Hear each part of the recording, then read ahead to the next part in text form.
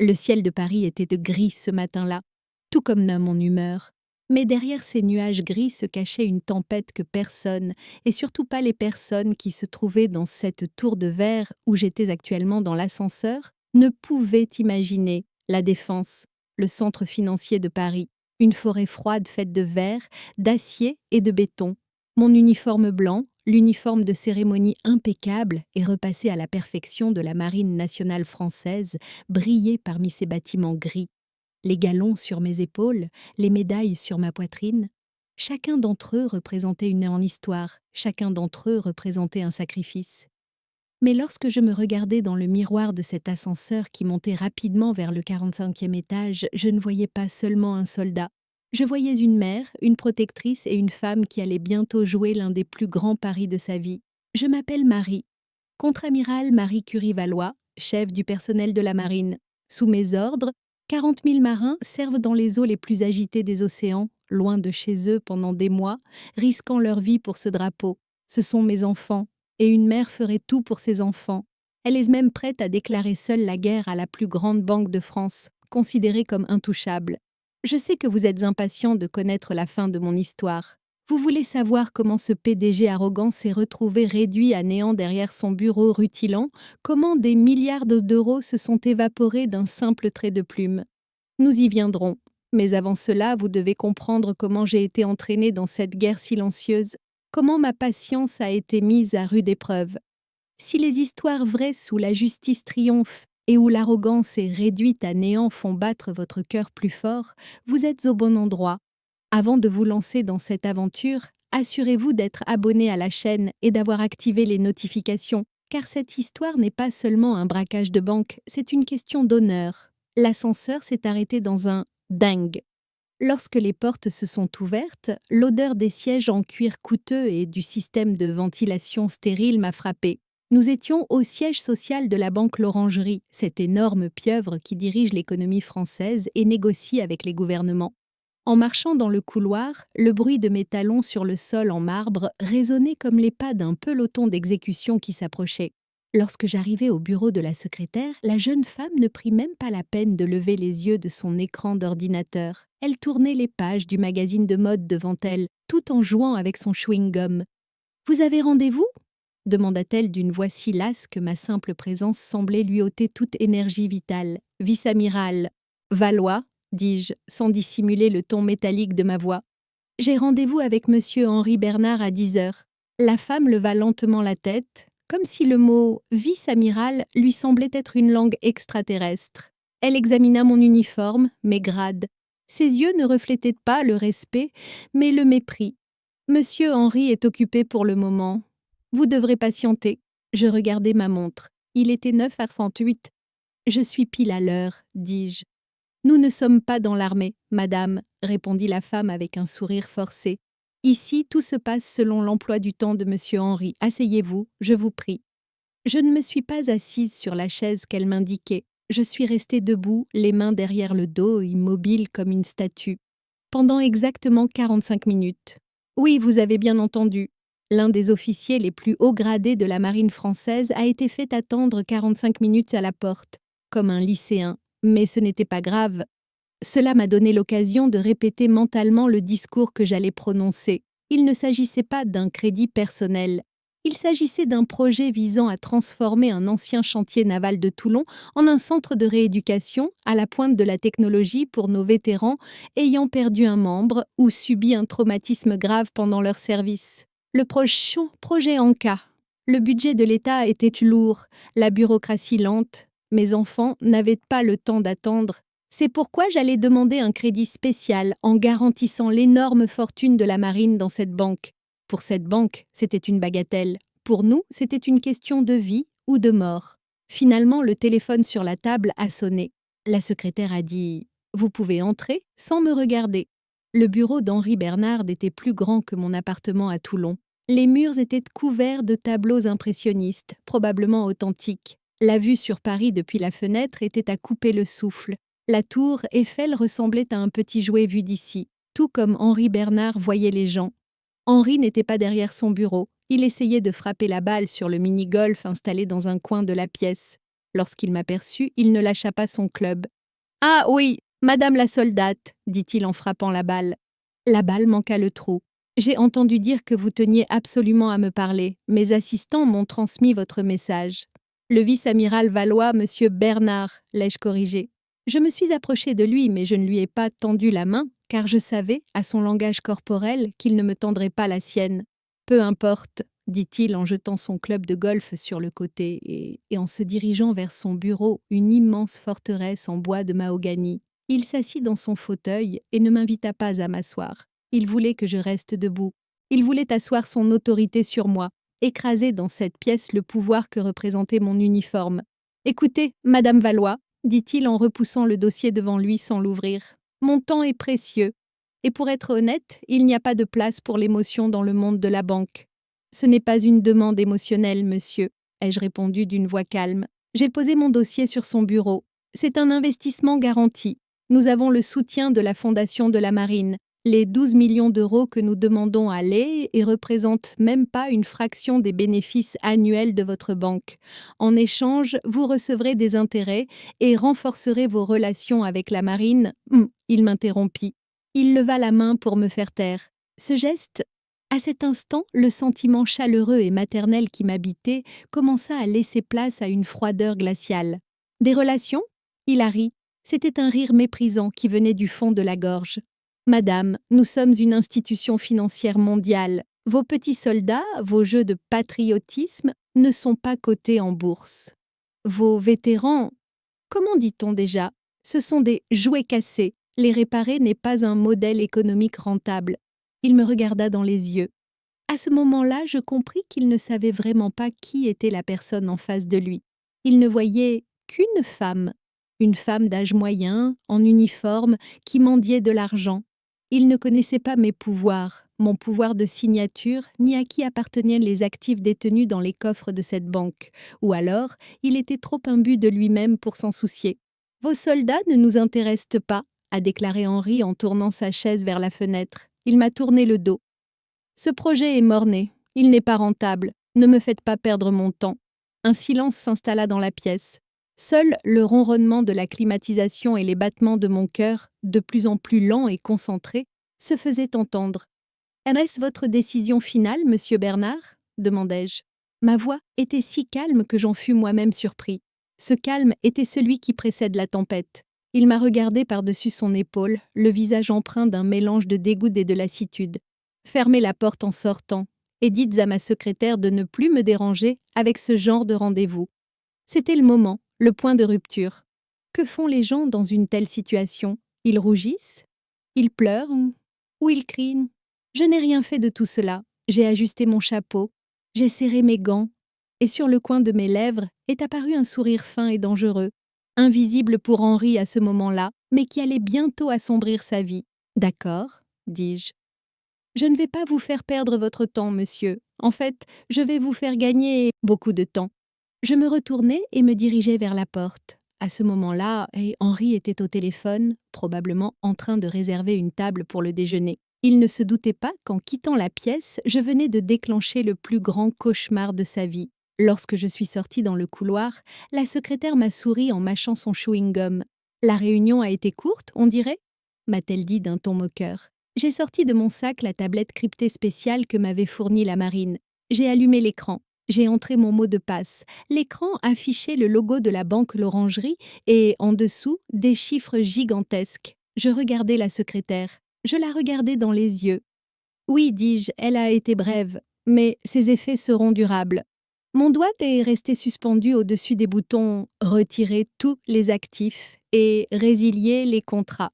Ce n'était pas seulement un transfert d'argent. Il s'agissait des salaires de 40 000 soldats, des fonds de retraite, des budgets opérationnels, une bombe nucléaire de plusieurs milliards de dollars d'euros.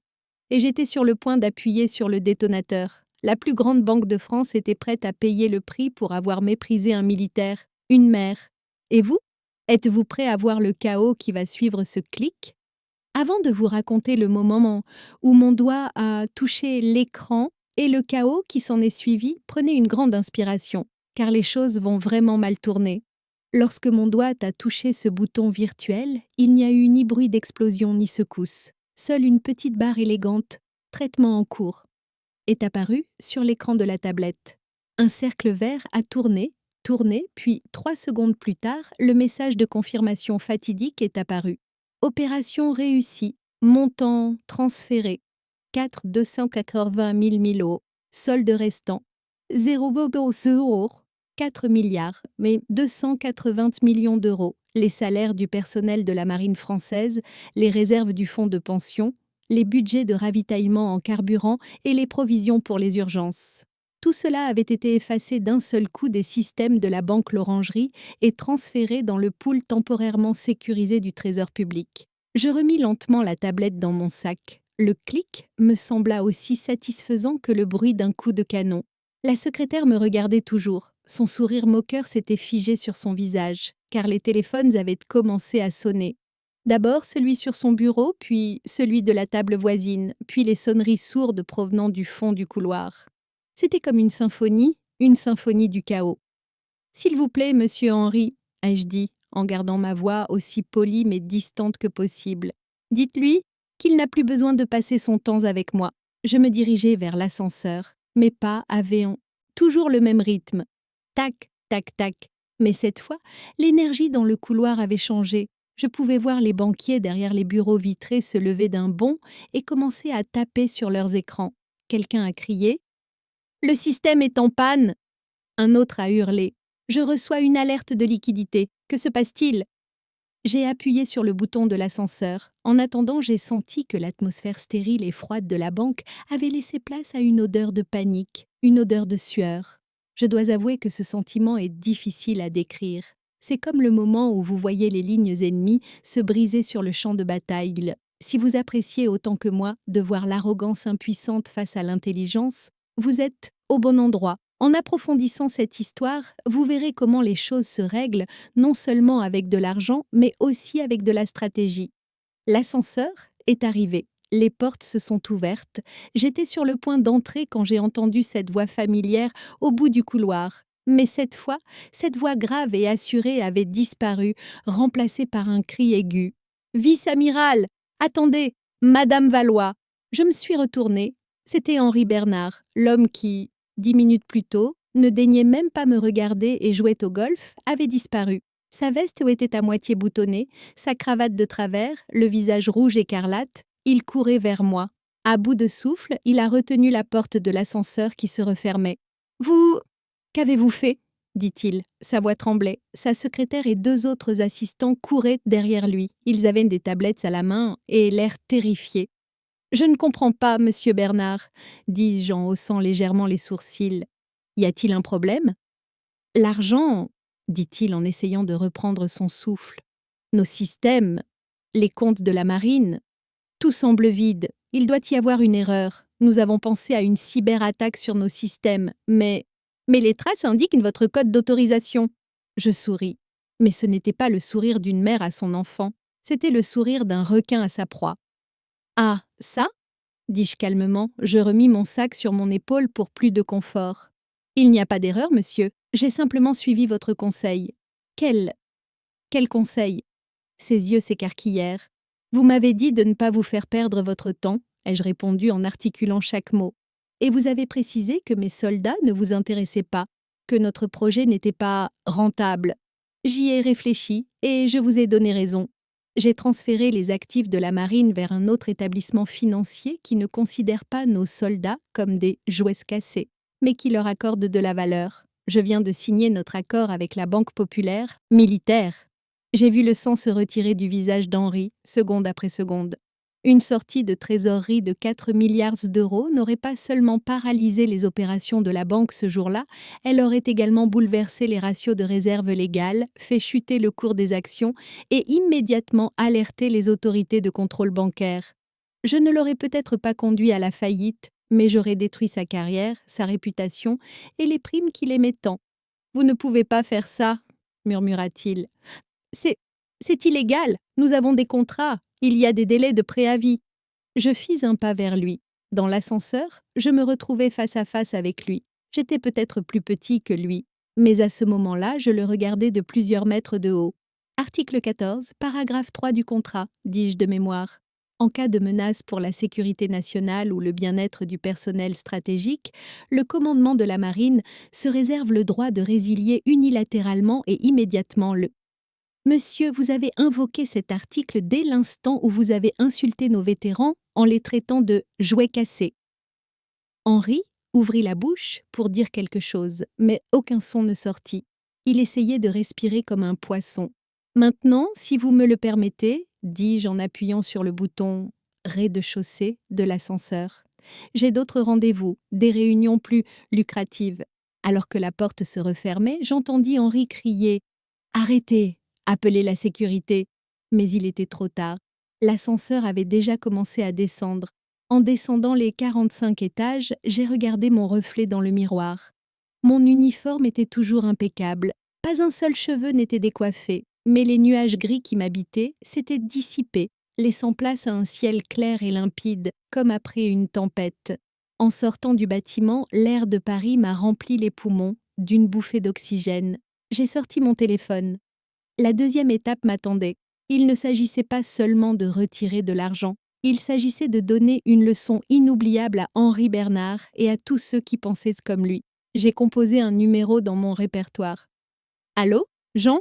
Oui, c'est moi. La première étape de l'opération est terminée. Prépare l'équipe média. Et appelle notre ami au parquet. J'ai un très beau dossier à leur remettre.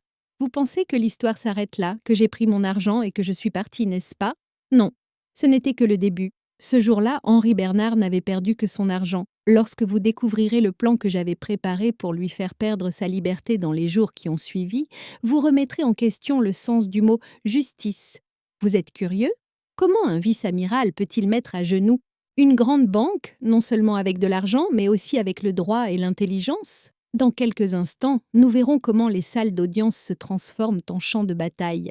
Ne partez pas.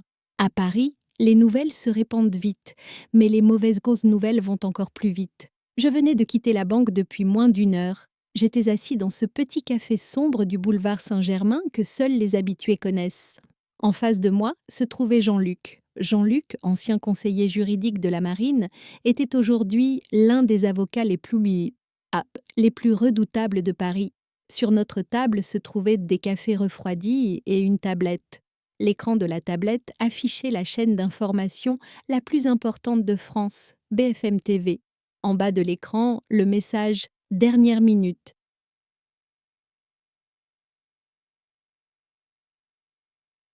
Clignoté.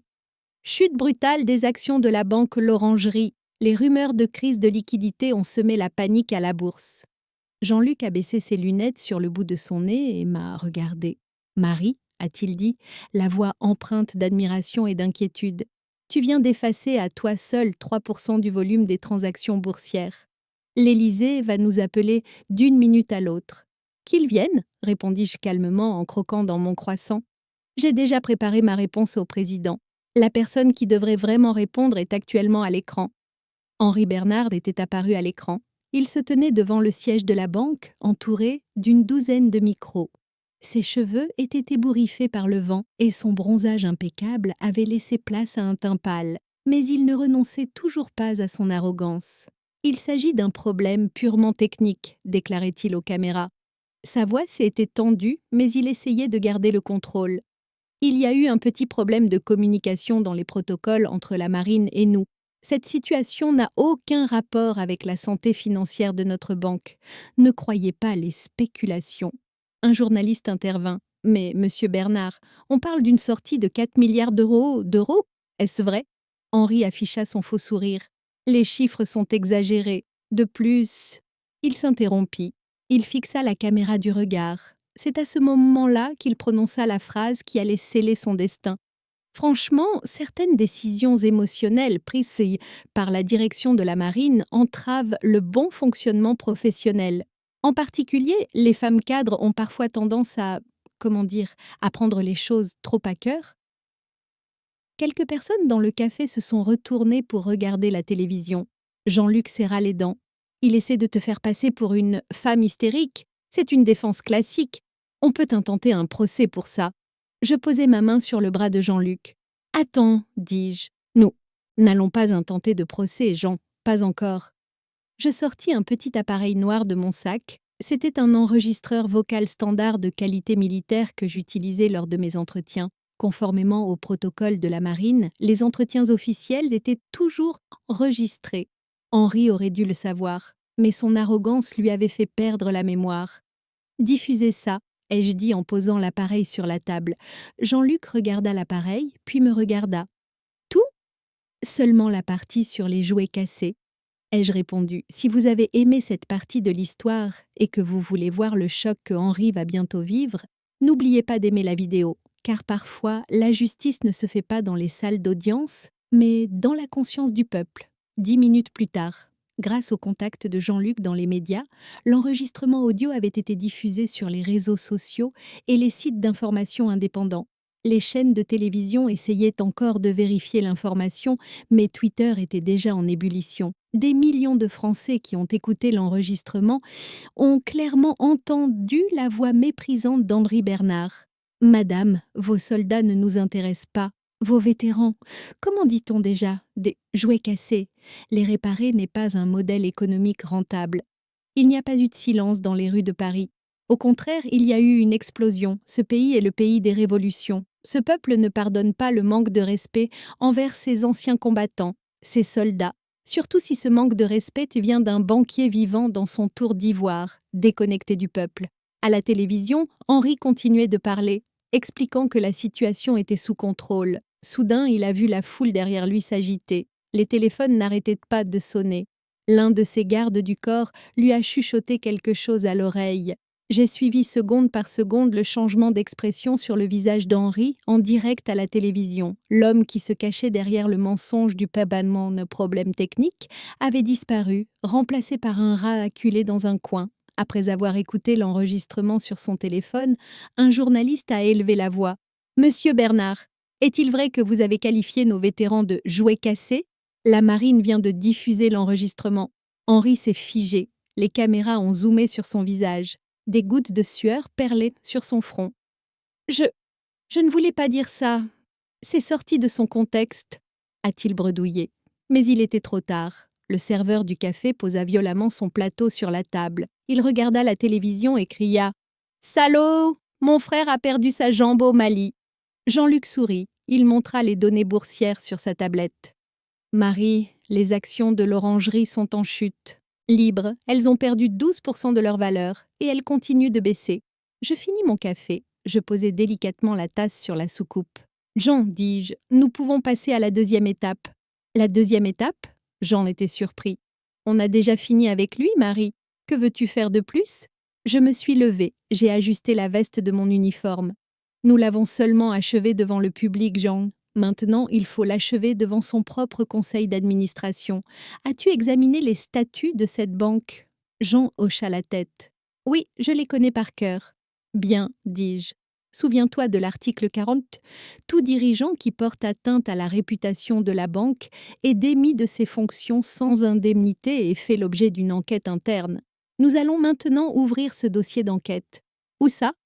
demanda Jean en se levant pour me suivre. « Nous ne retournons pas à la banque, » répondis-je en sortant du café pour m'engager dans une rue ensoleillée de Paris.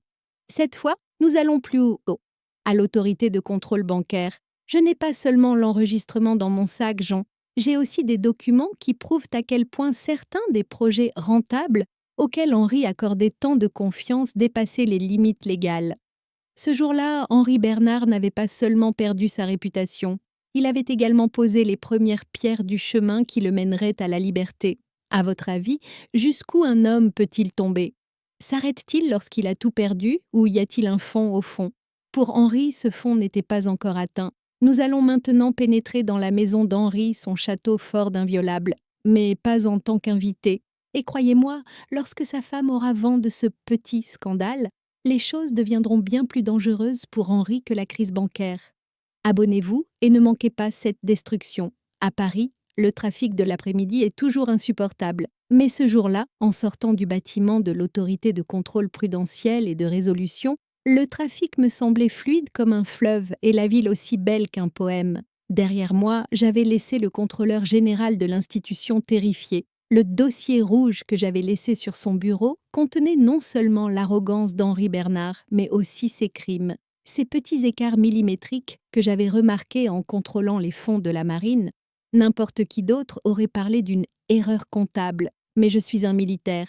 Chez nous, les erreurs millimétriques font couler des navires. Henri prélevait de petits montants sur le fonds de pension des militaires et les transférait à des sociétés écrans au Panama. Pourquoi? C'est là que commence la partie la plus savoureuse de l'histoire. Jean-Luc s'est tourné vers moi pendant qu'il conduisait. Où allons-nous maintenant, amiral? Un dîner de célébration? Pas encore, répondis-je en regardant par la fenêtre les boulevards bordés d'arbres et cossus de Neuilly-sur-Seine. Il est temps de rendre visite à notre proie dans son antre. Henri Bernard était en train de s'enfuir de la banque. Oui, il s'enfuyait. Je regardais en direct sur les sites d'information comment il montait dans sa voiture par la porte arrière, protégé par les vestes de ses gardes du corps. Les journalistes criaient « Allez-vous démissionner ?» Les accusations de détournement de fonds sont-elles fondées? Henri, assis dans sa Mercedes blindée, enfoncé dans son siège en cuir, essayait de se servir un whisky avec ses mains tremblantes. Il pensait probablement « Bon, ma carrière est terminée, ma réputation est ruinée, mais au moins j'ai ma maison. J'ai ma femme Isabelle. Elle me croit. Elle me soutient. Ah, pauvre Henri! La plus grande erreur aux échecs est de croire que son adversaire ne s'intéresse qu'au roi. Or, j'avais déjà pris le fou. La maison d'Henri à Neuilly était un immense manoir du XIXe siècle, entouré de hauts murs. Notre voiture s'est arrêtée au coin de la rue. La Mercedes d'Henri s'est approchée de la porte. Henri descendit de la voiture. Il était fatigué, épuisé, mais il essayait toujours de marcher comme le maître de ce manoir. Il se dirigea vers la porte, il sortit sa clé, il l'inséra dans la serrure. Il la tourna, elle ne tournait pas, il réessaya, il força un peu plus, la porte ne s'ouvrait pas. Ont-ils cassé la serrure? Ai-je cru l'entendre murmurer. Il a sonné, une fois, 2 fois, avec insistance. La voix froide et métallique de l'interphone retentit. Mais ce n'était pas la voix d'une domestique. « Va-t'en, Henri. » C'était Isabelle, la femme d'Henri depuis 20 ans. Henri se pencha vers l'interphone, perplexe. « Isa? Chérie, c'est moi. Je crois que la porte est coincée. Ouvre-la, il y a des journalistes dehors. » La porte ne s'ouvrit pas.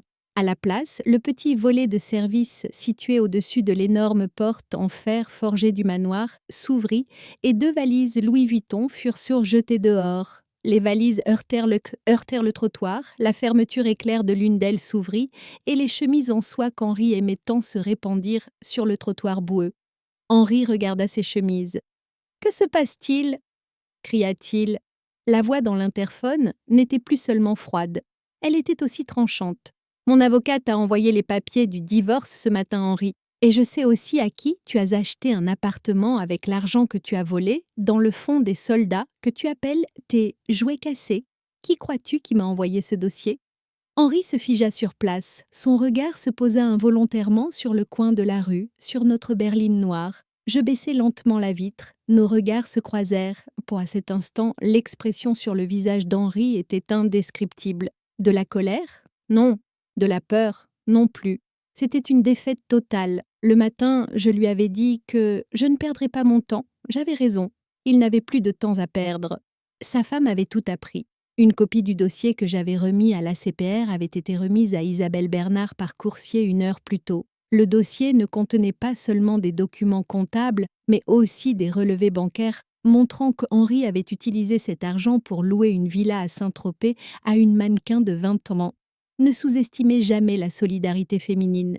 Isabelle venait d'une famille bien établie, à l'origine de la fortune d'Henri. Le contrat de mariage était très clair. En cas d'infidélité, Henri perdrait tout.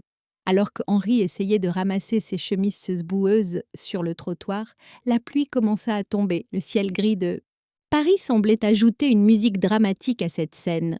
L'ancien empereur de la finance se retrouvait désormais mais devant la porte de sa propre maison, trempé et sans le sou. Jean-Luc m'a regardé. « Ça suffit ?» Je jetai un dernier regard à Henri qui ramassait ses chemises bottillées pour les fourrer dans sa valise, tout en se mettant à pleurer. « Non, » répondis-je, « ce n'était qu'une ruine personnelle. Maintenant, c'est la ruine juridique qui l'attend. Il ne pourra même pas trouver un hôtel où aller avec ses valises, car tous ses comptes ont été gelés il y a 5 minutes. Je fermai la vitre. Roule, Jean, on va au parquet. Je ne sais pas si Henri Bernard a passé la nuit dans le parc ou s'il a appelé sa maîtresse.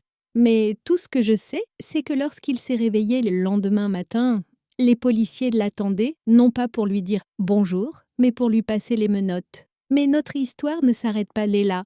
Henri n'était qu'un pion. Le jeu n'est pas terminé tant que les rois ne sont pas tombés. Je savais qu'Henri n'avait pas commis ce vol tout seul, que les autres gros bonnets du conseil d'administration de la banque étaient également impliqués. Dans quelques instants, nous descendrons dans la pénombre de la salle d'interrogatoire. Henri commencera à parler, et les noms qu'il donnera ébranleront même le gouvernement français. Êtes-vous prêts? Car cette histoire n'est plus une simple vengeance, elle est devenue une affaire d'État. Abonnez-vous, car les vérités cachées derrière le rideau commencent tout juste à être révélées. Les sous-sols du palais de justice de Paris n'ont rien à voir avec les gratte-ciel de la Défense. L'air y est lourd.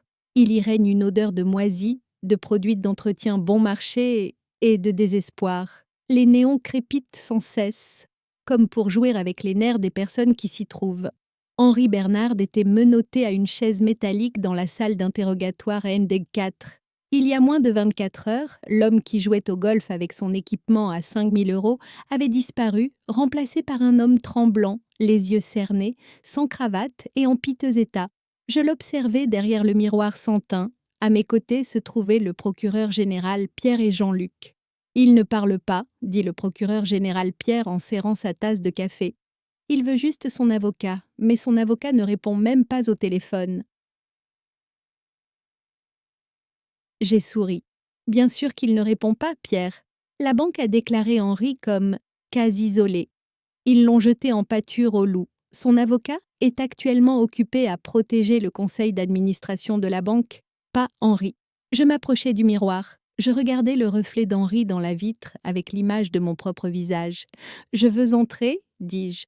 Le procureur général s'y est opposé. « C'est contraire à la procédure, amiral. Vous êtes le plaignant, vous ne pouvez pas mener l'interrogatoire. » Je me suis tournée vers lui. Je n'ai pas élevé la voix, mais mon regard traduisait l'ordre catégorique que j'aurais donné à un capitaine de navire sous mes ordres. « Cet homme a volé l'avenir de mes soldats, Pierre. Ce n'est pas à vous de lui poser la bonne question, c'est à moi. » Pierre a hésité un instant, puis a poussé un profond soupir et a fait signe aux gardes à la porte. « Vous avez 5 minutes, et cela sera consigné dans les archives comme une confrontation informelle. » La porte s'ouvrit. Lorsque j'entrai, Henri leva la tête. En me voyant, une lueur d'espoir brilla dans ses yeux, puis fit place à une peur pure et simple. « Es-tu venu ici pour te moquer de moi ?» demanda-t-il d'une voix chevrotante. Je m'assis sur la chaise en face de lui. Je posai mes mains sur la table. Je regardais ses menottes. « Non, Henri, je suis venu ici pour te lancer une bouée de sauvetage. » Il éclata de rire. C'était un rire hystérique, nerveux. « Une bouée de sauvetage ? Tu m'as achevé, ça m'a achevé. Ma femme m'a quitté, mon argent a été gelé, la banque m'a viré, ma vie est finie. » « Ta vie n'est pas encore finie, Henri, » ai-je dit calmement. « Mais elle est sur le point de l'être, parce qu'il y a une chose que tu ne comprends pas. » Je me suis penchée vers la table et j'ai baissé la voix pour murmurer. « La direction de la banque va te faire porter tout le chapeau, détournement de fonds, fraude, falsification. Ils diront que tout cela a été fait par Henri Bernard seul. Pendant que tu purgeras 15 ans de prison, eux, ils sabreront le champagne et sur leur yacht, avec l'argent que tu as volé. » Le visage d'Henri est devenu livide. Il le savait. Au fond de lui, il le savait, mais l'entendre... À ce moment-là, son mécanisme de défense s'est effondré. Cette histoire vous met-elle autant en colère que moi? Si le fait que des hommes comme Henri jouent avec la vie des autres vous révolte, arrêtez-vous un instant et aimez la vidéo, car ce que vous allez entendre dans un instant va porter cette colère à un tout autre niveau. « Que puis-je faire ?» dit Henri, la voix tremblante. « Ils sont très puissants, Marie. Tu ne sais pas, ce n'est pas seulement la banque. » « Qui ?» demandai-je. « Sur l'ordre de qui as-tu touché à ces fonds ?» Henri regarda autour de lui comme si les murs avaient des oreilles, puis il se pencha vers moi. « Si je te donne un nom, tu me protégeras? Une protection militaire? Je ne peux pas aller là-bas, dans une prison normale. Ils me tueront. » Je pensais à mes contacts dans les services de renseignement de la marine. « Si le nom que tu me donnes est suffisamment important pour te sortir de ce pétrin, je peux te garder dans une installation militaire, dans le cadre du programme de protection des témoins. Henri déglutit. Il essuya son front en sueur avec son bras. Opération Éclipse, murmura-t-il. Je fronçai les sourcils. Qu'est-ce que c'est? Le conseil d'administration de la banque. Marie n'a pas volé cet argent pour s'acheter des yachts et des appartements, dit Henri. Ses yeux étaient écarquillés. Ils ont détourné les fonds de la marine pour les utiliser comme pot de vin dans un appel d'offres pour une mine de lithium en Afrique. L'expression « jouet cassé », ce n'était pas moi qui l'avais inventée. C'était le président du conseil d'administration. Il y eut un moment de silence. Le lithium, le pétrole du Nouveau Monde et l'Afrique. Cette affaire, qui n'était au départ qu'un simple détournement de fonds, se transformait en scandale international, voire en affaire de trahison. Le président du conseil d'administration? Demandai-je. Vous parlez de monsieur de Villepin? Henri hocha la tête.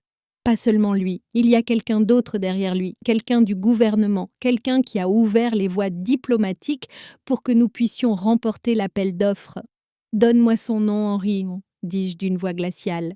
Henri prit une profonde inspiration. Le ministre, dit-il. Le ministre du Commerce, Jacques Lefebvre. J'eus l'impression d'entendre Pierre faire tomber sa tasse de café à l'extérieur de la pièce.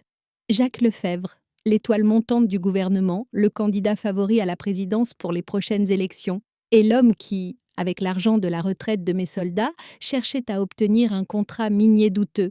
Je me levai dans un grincement de chaise. « Tu vas mettre ça par écrit, Henri, tout de suite. »« Mais ça, mon, mimbom, me sautet. » Henri hocha la tête. « Promets-moi que tu me protégeras. » Je me dirigeai vers la porte. Avant de sortir, je lui jetai un dernier regard. « La seule chose que je puisse faire pour toi, c'est te garder en vie dans cette cellule, Henri. Mais quand tu seras seul avec ta conscience, personne ne pourra te protéger. » Quand je suis sortie, Pierre était livide. Jean-Luc était accroché à son téléphone. « Tu as entendu ?» ai-je demandé à Pierre. « Ça va faire tomber le gouvernement, Marie, » répondit Pierre. « Le ministre Lefebvre, tu ne peux pas le toucher, il est intouchable. » Mais j'ai mis mon chapeau, j'ai ajusté mes gants. « L'immunité, c'est seulement pour les innocents, Pierre, » ai-je dit. Lefebvre a mis la main sur l'argent de mes soldats. « Je vais lui casser la main. » Jean-Luc raccrocha le téléphone. « L'équipe média est prête ?» demanda-t-il. Ses yeux brillaient. Lui aussi savait que nous ne nous battions plus contre la banque. Nous nous battions contre un gang qui avait pris le contrôle de l'État. « Non !» ai-je répondu. « Cette fois-ci, ce ne sera pas les médias. Cette fois-ci, nous allons utiliser une force plus dure. »« Quelle force ?» demanda Pierre. En sortant du bâtiment, je m'arrêtai sur les marches du palais de justice. Vint souffler fort en cette soirée parisienne. « La force de la marine, » répondis-je. « J'ai 40 000 soldats, Pierre, et tous se demandent où est leur argent. Il est temps de rendre une petite visite de courtoisie au ministre Lefebvre. Que fait un ministre lorsqu'il se retrouve face à la colère des forces armées? Se réfugie-t-il derrière les lois ou tente-t-il de s'enfuir? Dans cette partie d'échecs, les pions ont été renversés, les tours sont tombées. C'est maintenant au tour du roi. Et je viens pour l'échec et mat. Dans quelques instants, nous assisterons à une confrontation historique devant le bâtiment du ministère. Abonnez-vous et activez les notifications, car les rues de France vont bientôt s'embraser. Le bâtiment du ministère du Commerce, situé dans le 7e arrondissement de Paris, est un palais datant de l'époque napoléonienne, chef-d'œuvre de l'art de la maçonnerie. Normalement, on y voit des voitures officielles noires et des bureaucrates affairés. Mais ce jour-là, le spectacle devant le ministère était tout autre. Quand j'ai dit à Jean-Luc « J'ai 40 000 soldats », je ne parlais pas d'un coup d'État. Je parlais de quelque chose de plus efficace. Quand je suis arrivée en voiture devant le ministère, je les ai vus sur le trottoir. Des centaines, peut-être des milliers de personnes. Ils ne criaient pas. Ils ne scandaient pas de slogans. Ils n'avaient pas de pancarte. Ils se tenaient simplement là. Au premier rang, des invalides en fauteuil roulant. À leur côté, des jeunes avec des béquilles. Derrière eux, des marins à la retraite, alignés en rang serré avec leurs casquettes blanches. Les jouets cassés étaient là. Et ils regardaient le bâtiment du ministère avec un silence froid et accusateur. C'est le pire cauchemar d'un homme politique. Se retrouver face à face avec les personnes qui la lésaient. Lorsque je suis descendue de la voiture, la foule a légèrement ondulé. Un sous-officier âgé, en première ligne, avec une prothèse à une jambe, s'est mis au garde à vous et m'a salué. Avec lui, des centaines de mains se sont levées en même temps vers leurs tempes. Je les ai saluées à mon tour. Mes yeux se sont remplis de larmes, mais je me suis rapidement ressaisie. Ce n'était pas le moment de pleurer. Il était temps d'affronter le monstre qui se trouvait dans ce bâtiment. Les policiers à la porte du ministère étaient stupéfaits. Ils n'ont même pas osé me demander mes papiers. Ils étaient écrasés par le poids de mon uniforme et de l'armée silencieuse derrière moi. En marchant dans le couloir, je sentais les chuchotements des secrétaires, leurs regards effrayés à travers les interstices des portes. Lorsque je suis arrivée devant la porte du bureau du ministre Jacques Lefebvre, le chef de cabinet s'est précipité vers moi. « Madame Valois, vous n'avez pas rendez-vous. Monsieur le ministre est en ce moment très occupé. » J'ai ouvert la porte et je suis entrée. Jacques Lefebvre n'était pas derrière son immense bureau, mais devant la fenêtre. Il avait légèrement entrouvert le rideau et regardé la foule qui s'était rassemblée en bas. En m'apercevant, il tira rapidement le rideau et se tourna vers moi. Son visage était bien loin de celui de l'homme souriant sur les affiches électorales. « Quel culot !» s'écria-t-il. « Ce n'est pas votre navire, amiral.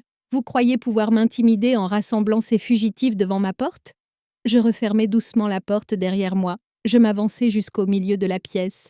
« Ce ne sont pas des fugitifs du cirque, monsieur le ministre, dis-je calmement. Ce sont les gens à qui vous avez volé leur argent pour l'appel d'offres sur la mine de lithium. » Le visage de Lefebvre se crispa. « Je vous ferai payer cette calomnie, dit-il en s'avançant vers moi. Il s'arrêta à 1 mètre de moi. Son parfum coûteux ne parvenait pas à masquer la tension qui régnait dans la pièce. Je suis intouchable. Vous ne pouvez pas m'accuser sur la base des divagations de ce banquier fou, Henri. Vous n'avez aucune preuve. » Je sortis de mon sac une copie de la confession signée par Henri. Je la posai sur son bureau. Henri a commencé à parler. « Jacques », dis-je. En utilisant son prénom, je lui montrai qu'il n'était pas un « monsieur » pour moi. Et il n'est pas le seul. La société intermédiaire dans l'appel d'offres pour le lithium, Saphir Global. Ça vous dit quelque chose ? Vous trouverez également dans ce dossier les transactions financières entre la société Écran, qui porte le nom de jeune fille de votre femme, et la société minière. Lefebvre n'a même pas regardé le dossier.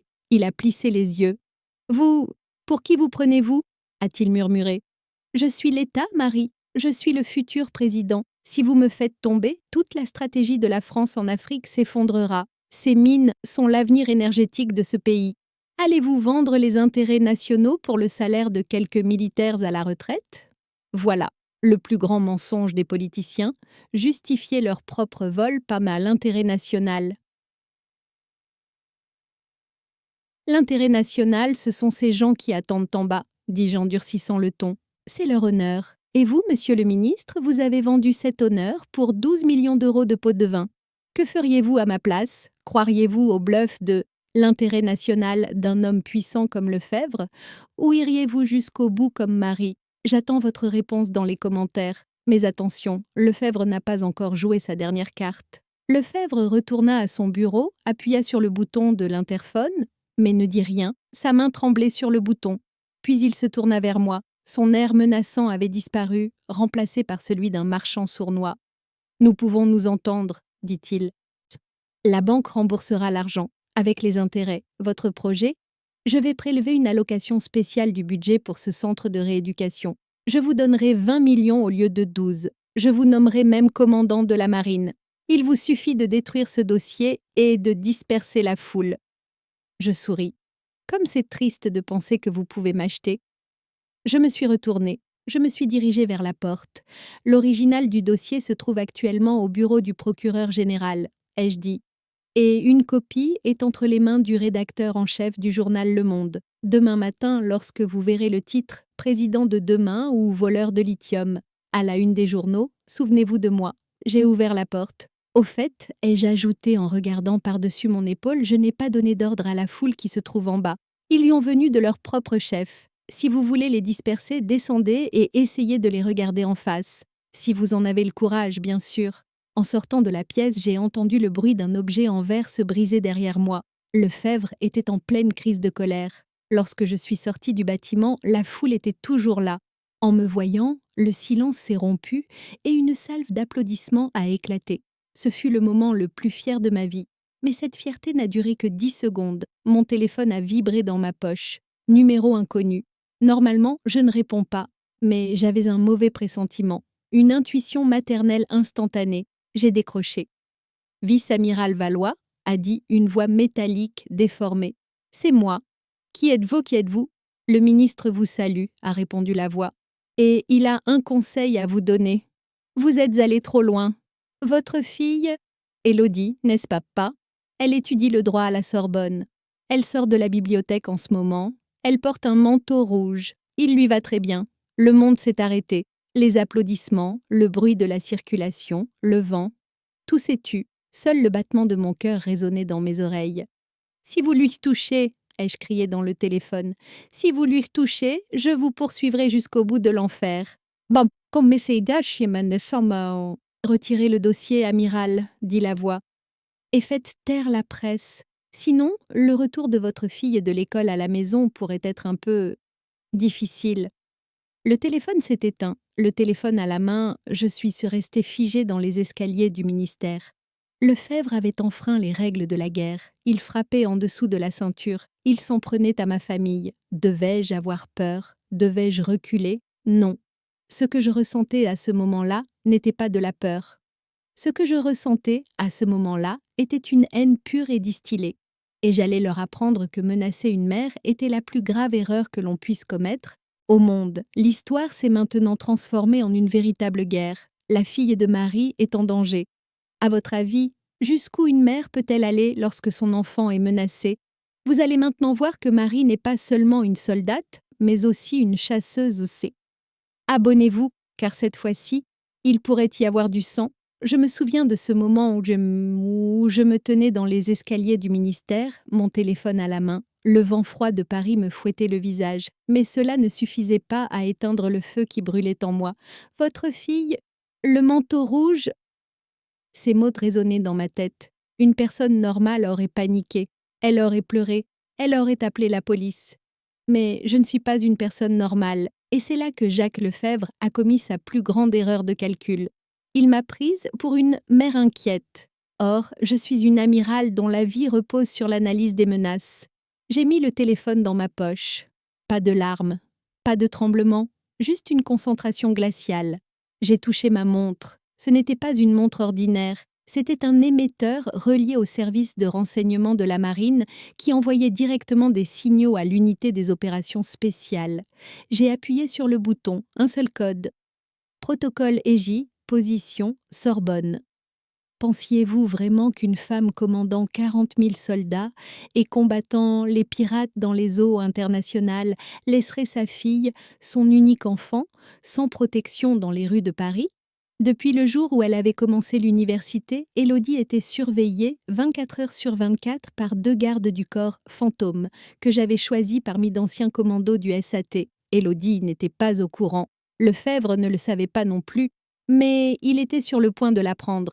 Je suis montée dans la voiture, Jean-Luc était au volant. Voyant mon expression, il a démarré le moteur. « Où allons-nous » ? « À la Sorbonne, ai-je répondu. « Et Jean ne t'arrête pas au feu rouge. » À ce moment-là, à des kilomètres de là, j'écoutais en direct, sur mon casque, ce qui se passait devant la bibliothèque historique de l'université de la Sorbonne. La cible est en vue. Elle porte un manteau rouge. Elle se dirige vers la sortie de la bibliothèque, a déclaré une voix. C'était le chef de mon équipe de protection, nom de code, Ombre. 2 suspects approchent. Ils viennent des directions 4 et 8, ils ont les mains dans leurs vestes. Ils sont peut-être armés. J'ai fermé les yeux. Je pouvais imaginer la scène dans mon esprit. Ma fille, ses livres à la main, probablement de la musique classique dans ses écouteurs, marchait sans se douter que ces 2 hyènes s'approchaient d'elle. « Autorisation d'intervenir » demanda l'ombre. J'ai chuchoté dans le micro. « Autorisation accordée. » Restez silencieux. Élodie ne sentira rien. Avez-vous trouvé exagérée cette mesure de sécurité prise par une mère pour protéger son enfant? Ou vous êtes-vous dit « J'aimerais avoir un tel pouvoir ». Si vous avez aimé ce coup d'échec, abonnez-vous à la chaîne et cliquez sur « J'aime ». Car les hommes de Lefebvre vont bientôt vivre le choc de leur vie. Les hommes de main de Lefebvre pensaient probablement que la tâche serait très facile. Ils allaient effrayer une jeune fille et la faire monter dans la voiture. Mais à 3 mètres d'Élodie, lorsqu'ils ont réalisé que l'homme à l'allure d'étudiant derrière eux était en fait un commando et que la main qui leur avait touché l'épaule était en réalité un étau qui allait les neutraliser, il était déjà trop tard. Des bruits ont retenti dans les écouteurs. Un gémissement étouffé, le bruit d'un corps qui heurte le sol, le crépitement d'un dispositif de choc. Tout cela a duré 4 secondes. La menace a été neutralisée, a déclaré l'ombre. Les suspects ont été emballés, ils sont retenus dans le véhicule. La cible est en sécurité, elle n'a rien remarqué. Elle va prendre un café avec son ami. Je pris une profonde inspiration. À cet instant, l'air qui remplissait mes poumons était le parfum le plus doux au monde. Sont-ils vivants ? Demandai-je. Oui, amiral, mais ils ont été un peu malmenés. Bien, dis-je, ne me les amenez pas. Déposez-les directement à la porte arrière du bureau électoral de Lefebvre. Mais prenez d'abord leur téléphone. Une demi-heure plus tard, Jean-Luc et moi étions dans un endroit sûr, à l'extérieur de la ville. Les hommes de l'ombre m'avaient apporté le téléphone des agresseurs, le numéro qui avait appelé Lefebvre. Je pris le téléphone. Il n'y avait qu'un seul numéro dans la liste des derniers appels. Patron. J'ai appuyé sur la touche d'appel. Il a répondu à la deuxième sonnerie. Que s'est-il passé ? A demandé Lefebvre d'une voix impatiente. Avez-vous récupéré la fille ? Sa mère a-t-elle appelé pour supplier ? Je suis resté silencieux pendant un moment. Je voulais juste qu'il entende ma respiration. Puis j'ai parlé. Ma fille est en train de boire un café au lait avec ses amis Jacques. Il y eut un silence glacial à l'autre bout du fil. Vous, dit Lefebvre d'une voix tremblante. Qui êtes-vous ? Je suis ton cauchemar, répondis-je. Tes hommes sont actuellement ligotés près de la poubelle de ton bureau électoral. Dans quelques instants, la police les trouvera pour tentative d'enlèvement avec sur eux les appareils sur lesquels figure ton numéro de téléphone personnel. Non, vous ne pouvez pas... Lefebvre paniquait. Je l'ai déjà fait, répondis-je. Et Jacques, écoute-moi bien. En touchant à ma famille, tu as enfreint les règles du jeu. Désormais, tu ne dois plus seulement t'inquiéter pour ton vol, mais aussi pour ta vie. Car ce dossier, celui que tu m'as demandé de retirer, il vient d'être publié en dernière minute sur le site web du Monde. Je raccroche le téléphone, retire la carte SIM et la brise. Jean-Luc me regarde. Son visage exprime un mélange de surprise et de peur. « Marie, dit-il, tu as fait tomber le gouvernement. Tu as détruit le ministre. Tu as sauvé ta fille. C'est fini ?» Je regardai les lumières de Paris, la tour Eiffel au loin. « Non, Jean, répondis-je.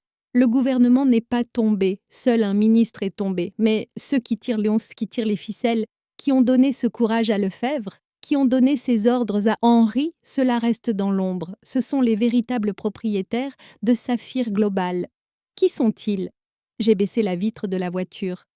Un consortium international. Et leur siège n'est pas à Paris. Demain matin, notre champ de bataille va changer, Jean. Nous allons désormais sortir des frontières françaises. Lefebvre était un pion, Henri était un pion, mais derrière l'échiquier, il y avait des rois qui pensaient diriger le monde, et ils n'avaient pas encore vu de quoi un amiral français était capable. Si vous pensez que l'histoire est terminée, vous vous trompez. Ce n'était que l'étape française.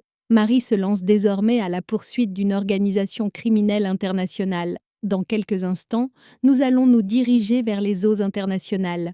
Préparez-vous, car le jeu prend désormais une dimension véritablement mondiale. Le port de Monaco, le parking le plus cher du monde. Chaque yacht amarré ici équivaut au produit intérieur brut d'un petit pays. Et les intrigues qui se trament à bord de ces yachts sont à l'origine de la moitié des guerres dans le monde. Jean-Luc et moi étions debout sur une colline surplombant le port. Je ne portais pas mon uniforme d'amiral blanc et rigide. À la place, je portais une longue robe de soirée en soie bleu nuit. Mais ne vous y trompez pas, c'était un camouflage. Sous mes talons hauts se cachait toujours la guerrière. La cible est à 12 heures, dit Jean-Luc en baissant ses jumelles. L'Impérator, 120 mètres, pavillon des îles Caïmans. Il compte sur l'immunité des eaux internationales. L'Impérator, le quartier général flottant de Saphir Global, et son propriétaire, Victor K. Personne ne connaissait le nom complet de Victor. Était-il un marchand d'armes, un magnat du pétrole ou simplement un fantôme ? Tout ce que nous savions, c'est qu'il était le cerveau derrière le pot de vin minier organisé par Lefebvre et qu'il utilisait la banque d'Henri pour blanchir de l'argent sale. « Notre invitation est-elle prête ?» demandai-je. Jean-Luc sortit une enveloppe dorée de la poche de sa veste. Elle est au nom de la baronne Valois. Grâce au réseau que nous avons infiltré, tu es l'invité d'honneur du bal de la charité, tante de Victor, ce soir. Je souris. La charité, mon masque préféré pour blanchir l'argent volé. Le bateau qui nous emmenait vers le yacht nous transporta au cœur du luxe et de l'arrogance. Lorsque nous montâmes sur le pont, les coupes de champagne s'entrechoquaient et les milliardaires partagèrent le monde entre deux éclatures de rire. Victor K. se tenait sur le pont supérieur, entouré de mannequins et de bureaucrates, tel un roi. Je me frayais un chemin à travers la foule pour me diriger vers lui. Lorsqu'il m'aperçut, il fronça les sourcils. Il reconnaissait mon visage, mais ne comprenait pas comment j'avais pu entrer ici. La baronne Valois, dit Victor sans me tendre la main. Son accent trahissait la froideur de l'Europe de l'Est. Je ne vous vois pas sur ma liste d'invités. Je ne m'intéresse pas beaucoup aux listes, Victor, dis-je en posant mon verre sur le plateau d'un serveur. En général, je n'entre pas en frappant à la porte, mais en la cassant. Mais ce soir, j'avais envie de profiter de la vue. Les gardes du corps de Victor se mirent en mouvement. Victor leva la main pour les arrêter. La vice-amirale Marie Curie Valois, dit-il, révélant ma véritable identité. Héros français, braqueuse de banque, et maintenant invité surprise à ma fête. Nous ne sommes pas en territoire français, amiral. Vos pouvoirs ne s'étendent pas jusqu'ici. Un silence s'installa sur le pont. La musique s'arrêta. Tous les regards se tournèrent vers nous. Victor s'approcha de moi avec son sourire arrogant et confiant. Vous avez peut-être effrayé Lefebvre. Vous avez peut-être fait pleurer Henri. Mais je ne suis pas comme vos petits bureaucrates. Nous sommes ici en eaux internationales. Vous ne pouvez rien me faire. Je fis un pas vers lui. Il n'y avait que quelques centimètres entre nous. Tu as raison, Victor, dis-je. La police française ne peut pas entrer ici. Mes procureurs ne peuvent pas faire de perquisition ici. Tu es dans une zone grise où la loi ne peut pas t'atteindre. Victor éclata de rire. Vous voyez? Quelle femme intelligente. Maintenant, veuillez quitter mon bateau, sinon... Je l'interrompis. Mais tu oublies une chose, Victor. Je ne suis pas policière. Je suis amiral. Et en droit maritime, il n'y a pas de zone grise. Il n'y a que des zones de chasse. Je regardai ma montre. À l'instant même, ils entendirent d'abord le bruit, un grondement sourd et profond, comme si un monstre gigantesque s'éveillait au fond de la mer. La coque du yacht se mit à trembler. Les coupes de champagne s'entrechoquèrent sur les tables. Les invités, pris de panique, se précipitèrent vers les garde-corps. « Qu'est-ce que c'est que ça ?» s'écria Victor en perdant l'équilibre. La mer s'agita sur le côté tribord du yacht. Les eaux se fendirent, et des eaux sombres émergea une coque noire, gigantesque en acier. Le Terrible est un sous-marin nucléaire stratégique de classe triomphant, la fierté de la marine française. Le sous-marin remonta à la surface si près du yacht que le drapeau français sur sa tourelle projeta une ombre sur le visage de Victor. Des commandos en tenue de combat montèrent sur le pont du sous-marin et pointèrent leurs armes vers le yacht. Tout le monde à bord du yacht était figé. Les milliardaires comprirent à cet instant que leur argent ne pourrait pas les protéger d'un torpille. Le visage de Victor était plus blanc que son smoking blanc. « Vous êtes fou », murmura-t-il. « C'est une déclaration de guerre. »« Non, » répondis-je calmement, les cheveux au vent. « C'est un contrôle de routine. Dans les eaux internationales, nous avons le droit d'intervenir sur les navires soupçonnés de financement du terrorisme et de piraterie. Et devinez quoi? Nos services de renseignement ont confirmé que des fonds militaires volés étaient blanchis sur ce navire. » Je me tournai vers Victor. L'homme arrogant avait disparu, remplacé par un lâche tremblant. « Maintenant, Victor, dis-je, tu as deux options. La première, tu me donnes les clés de ces serveurs cryptés et nous partons tranquillement. La deuxième, nous considérons votre navire comme une menace et nous le saisissons. Les gars du sous-marin sont sous l'eau depuis des mois. Ils ne diront pas non à un peu d'action. Avez-vous aimé cette démonstration de force? Parfois, la diplomatie ne se fait pas autour d'une table, mais à l'ombre d'un sous-marin nucléaire. Si cette initiative de Marie vous a donné des frissons, laissez un emoji encre dans les commentaires. Car la réponse de Victor ouvrira la porte de la finale. Victor regarda le sous-marin géant, puis moi, puis à nouveau le sous-marin. Il n'avait nulle part où s'enfuir. L'hélicoptère ne pouvait pas décoller. Les bateaux ne pouvaient pas être mis à l'eau. Il plongea ses mains tremblantes dans la poche intérieure de sa veste. Il en sortit une petite clé USB noire. « Tiens », dit-il d'une voix presque inaudible, « Prends ça et pars. Je pris la clé USB. Merci, dis-je. Au fait, ta fête était nulle. Je me retournai et me dirigeai vers le bateau. Jean-Luc souriait à côté de moi. Amiral, murmura-t-il, demandons au commandant du sous-marin de klaxonner avant de plonger. En retournant vers la côte, nous avons laissé derrière nous la silhouette humiliée de Victor et l'acier français qui s'élevait au milieu de la mer. Cette petite mémoire que je tenais dans ma main n'allait pas seulement nous permettre de récupérer l'argent, elle allait signer l'arrêt de mort de Victor, de Lefebvre et de tout le réseau mondial qui les soutenait. Mais c'est quand l'ennemi est blessé qu'il est le plus dangereux. Victor n'allait pas abandonner. Et il allait jouer son dernier coup là où je ne m'y attendais pas. L'histoire atteint son apogée. Quelle sera la vengeance de Victor? Marie pourra-t-elle rentrer saine et sauve à Paris avec ses documents? Nous assisterons à une poursuite haletante et au dernier virage avant le grand final. N'oubliez pas de vous abonner. Il était minuit passé lorsque nous avons quitté le yacht de Victor Key. Nous avions en notre possession la petite clé USB noire qui allait faire tomber le plus grand réseau de corruption de l'histoire de la France. Et dans notre dos, le souffle d'une organisation criminelle internationale, furieuse comme un animal blessé. Jean-Luc était au volant. Lorsque la berline blindée dans laquelle nous nous trouvions a quitté les pentes raides de Monaco pour emprunter la Grande Corniche, cette route côtière légendaire au bord du précipice, j'ai regardé dans le rétroviseur. 2 paires de phares au xénon. Ils nous suivaient. Ce n'était pas la police. C'était l'équipe de nettoyage de Victor. Ils y vont vouloir nous arrêter avant la frontière, dis-je en vérifiant ma ceinture de sécurité.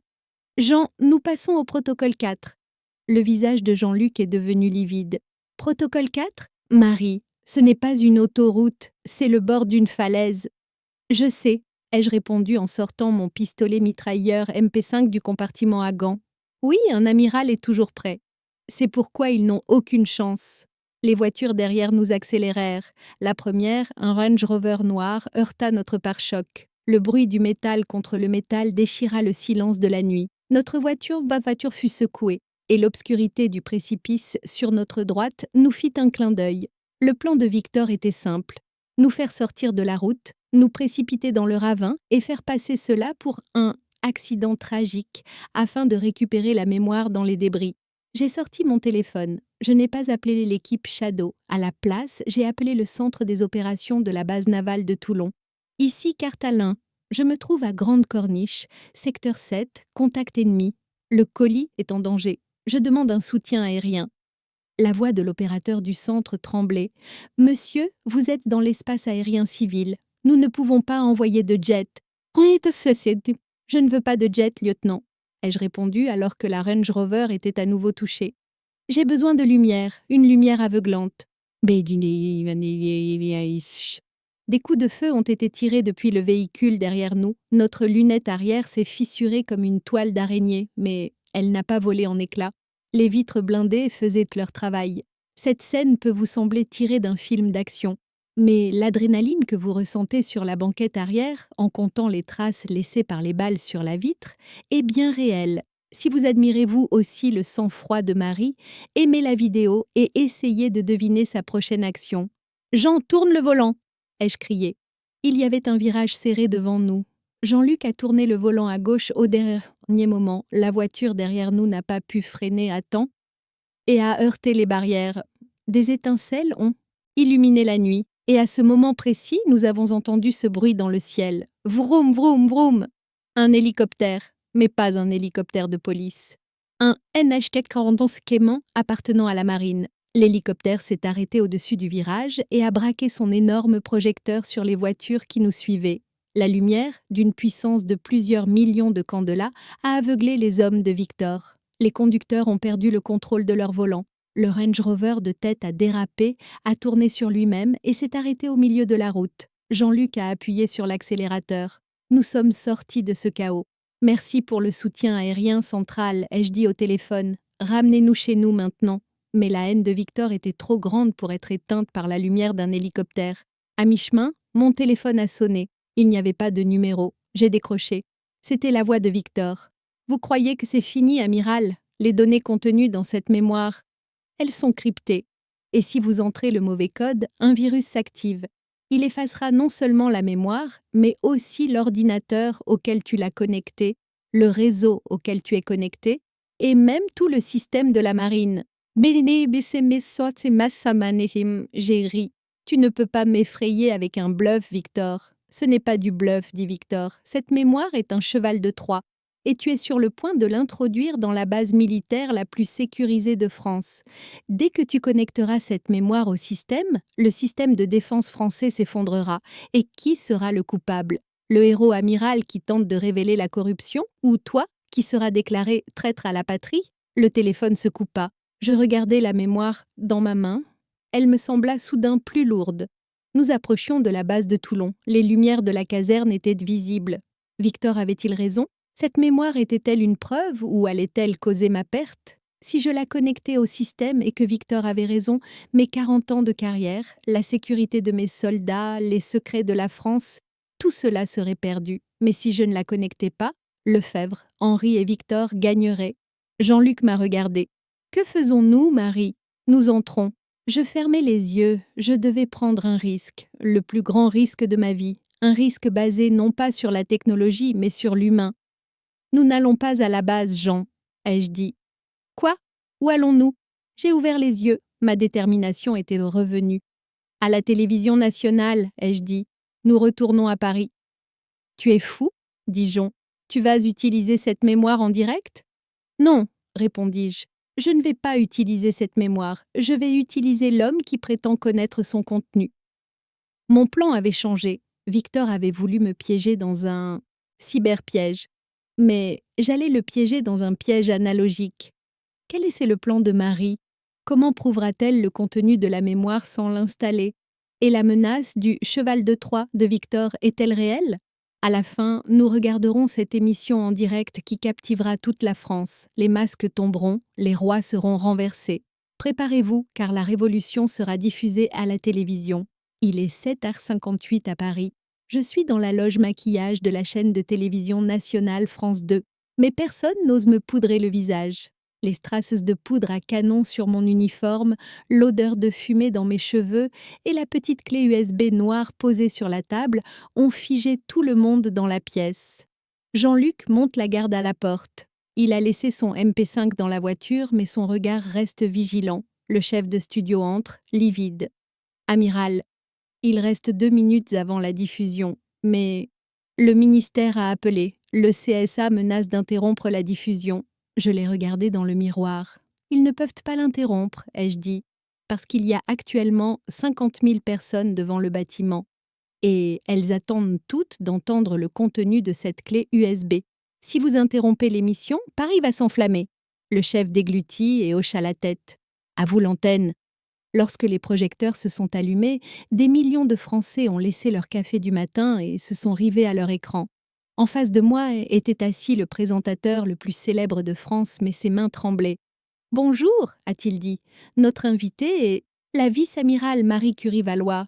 Elle est actuellement en fuite, devrais-je dire? Non, répondis-je en regardant directement l'objectif de la caméra. Vous pouvez m'appeler la porteuse de vérité.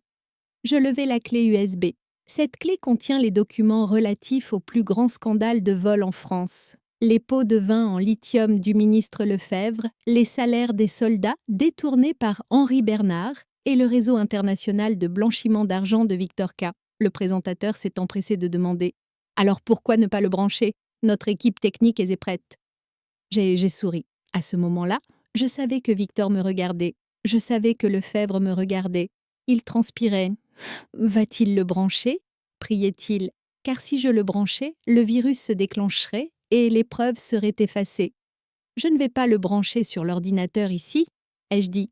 Un murmure de déception parcourut le studio. Je pouvais imaginer Victor se détendre et lever son verre. « J'ai gagné, disait-il probablement. Il a pris peur. Je ne vais pas le brancher, ai-je continué, parce que je n'en ai pas besoin. Le propriétaire de cette mémoire a avoué son crime de sa propre bouche. J'ai sorti mon téléphone de ma poche. J'ai approché le haut-parleur de mon micro-cravate et j'ai appuyé sur le bouton « Lecture ». Toute la France entendit la voix menaçante et métallique de Victor K. Les données contenues dans cette mémoire. Elles sont cryptées. Si vous entrez un code erroné, le virus s'activera. Il effacera non seulement la mémoire, mais aussi tout le système de la marine. Cette mémoire est un cheval de Troie. Silence. Un silence de mort. En me menaçant, Victor venait en fait de signer son arrêt de mort. 1. Il avait admis que la mémoire lui appartenait. 2. Il avait confirmé la présence de données à l'intérieur. 3. Il avait avoué avoir placé un cheval de Troie afin de mener une cyberattaque contre la marine française. Il ne s'agissait plus d'une affaire de corruption. Il s'agissait désormais de trahison et d'atteinte à la sécurité nationale. Je me suis tournée vers la caméra. « Vous avez entendu », ai-je dit. Cet enregistrement audio est l'aveu de Victor Kay. Et cette mémoire n'est plus une preuve, mais une arme cybernétique. Je remets cette arme au procureur chargé des crimes informatiques qui entre actuellement dans le studio. Les portes du studio s'ouvrirent à m'décante. Mais le procureur n'était pas seul. Il était accompagné d'une équipe d'intervention spéciale de la gendarmerie. Le présentateur était sous le choc. « Que se passe-t-il » ? « La justice est en marche, répondis-je. En ce moment même des perquisitions sont menées simultanément au domicile du ministre Lefebvre, dans la cellule d'Henri et sur le yacht de Victor. Cet enregistrement audio a donné au procureur la dernière pièce dont ils avaient besoin, à savoir le pouvoir d'intervention d'urgence. En direct, des bandeaux « dernière minute » ont commencé à défiler dans le coin de l'écran. Le ministre Lefebvre a démissionné. Opération sur le yacht de Victor K. Des affrontements ont éclaté. Le personnel de la marine célèbre dans les rues. Je me suis adossée à mon siège. J'ai senti un poids énorme me quitter les épaules. C'était fini, sans utiliser d'épée, sans tirer une seule balle, avec seulement un enregistrement téléphonique et mon intelligence, j'avais renversé un empire. 1 an plus tard, lieu, Toulon, une petite maison en pierre au bord de la mer. Ma retraite est plus calme que je ne l'avais imaginé. Le matin, je me réveille au son des bateaux de pêche. Henri, il a été condamné à 12 ans de prison. Sa femme l'a quitté sans lui donner un centime. Il range maintenant les étagères de la bibliothèque de la prison. Lefebvre, son immunité a été levée. Son procès est en cours, mais sa carrière politique est terminée. Plus personne ne répond à ses appels téléphoniques. Victor K., il a été extradé. En Europe de l'Est, dans une cellule sans lumière du jour, il pourrit probablement en se demandant pourquoi il a donné cette clé USB. Et moi ? Je suis sur mon balcon, un verre de vin à la main. En bas, sur la route côtière, il y a un nouveau bâtiment. On peut y lire en grosses lettres lumineuses. Centre de rééducation et de réadaptation des anciens combattants vice-amiral Marie Curie-Valois, avec les 4 milliards d'euros confisqués et l'argent sale de Victor, l'État a construit un centre encore plus grand que je ne l'avais imaginé. Les jouets cassés y sont désormais réparés. On ne les appelle plus cassés, mais héros. On frappe à la porte. Ma fille Élodie arrive. Jean-Luc est avec elle. Jean est à la retraite et s'occupe de mon jardin comme passe-temps. « Maman », dit Élodie en montrant sa tablette, « regarde, ta vidéo est redevenue virale. » Ah, je souris. Le moment est slow, sur la tablette. Le moment où Henri est sorti de sa chambre et a dit « Vos soldats ne nous concernent pas. » Et ma réponse « Vous avez raison, ils ne nous concernent plus. » Bâton, je regarde la caméra, c'est-à-dire vous, pour la dernière fois. Cette histoire a commencé avec un compte bancaire et s'est terminée par une révolution. Qu'est-ce qu'elle nous a appris ? Ne sous-estimez jamais une mère, ne jouez jamais avec l'honneur d'un soldat, et ne croyez jamais, au grand jamais, qu'une femme intelligente a dit « c'est fini », car tant que nous n'avons pas dit « c'est fini », rien n'est fini. Merci d'avoir regardé. Si, comme moi, vous vous sentez apaisé lorsque justice est faite, partagez cette histoire, car il y a encore trop d'Henri, trop de Lefebvre dans le monde qui doivent apprendre leur leçon. Au revoir.